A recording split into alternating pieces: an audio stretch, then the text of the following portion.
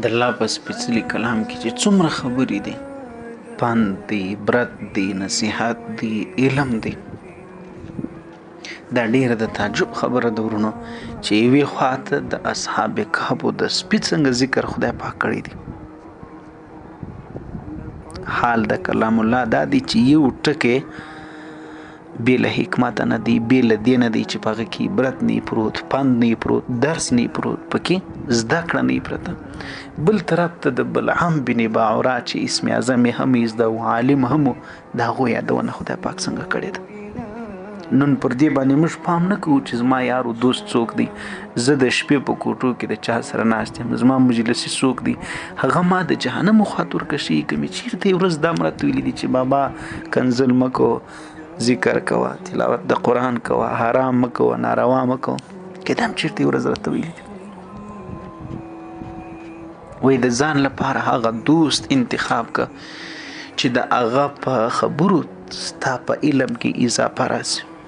هر قسمي یو ښه تعلیم یافته اسکولي ماسټر اسکول والا دارنګه ټیچر استاد د هغو خبرې له د انسان لپاره سبب د نفي ګرځي. لکه پښتنو کې طارق پټان تاسو ګوري، یو سړی څه دي زده کوي، هغسې دوست ځان له انتخاب که چې د هغو په عمل تا ته په آخرت تقوا زهد په تا کې راسي، آخرت خواته دې ترغیب پیدا سي، هغه خواته دې پام فکر دا سړی څه رقم شاودس کوي.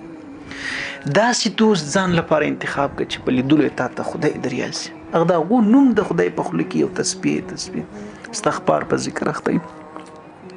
داسې دوست انتخاب که ځان لپاره چې معین او مددګار دي سي، په نیکۍ کې او راګرځونکي دي سي د بدو څه. کنتم خیر امه تأمرون بالمعروف وتنهون عن المنکر. بیا خو ته خیر سوې، بیا دې دوست هم خیر سو. دی مه کوه چې د بدیو خواته جوړ وکړ. د نوح علیه السلام زوی د بدانو سره کښېنستی.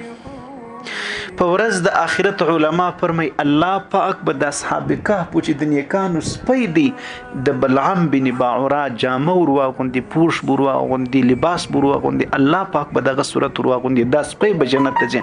بلعام بن باعوره بیا وشکېدی. وجه پر وجه غور وکړي. دواړه خدای پاک په قرآن کې ذکر کړي دي. د سوچ ځای دی، د فکر ځای دی.